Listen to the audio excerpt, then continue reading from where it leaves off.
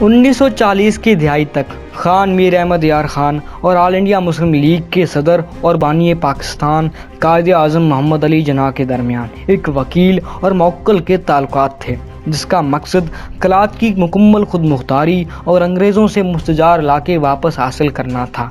اس سلسلے میں احمد یار نے وہ تمام معاہدے جناح کے حوالے کیے جو انگریزوں نے ریاست کلات کے ساتھ کیے تھے۔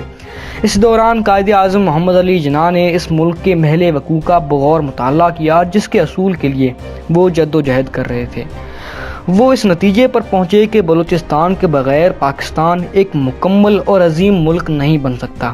حالانکہ مسلم لیگ نے 1940 میں جو 14 نکات انگریزوں کو پیش کیے تھے، ان میں بلوچستان کی خود مختاری بھی شامل تھی۔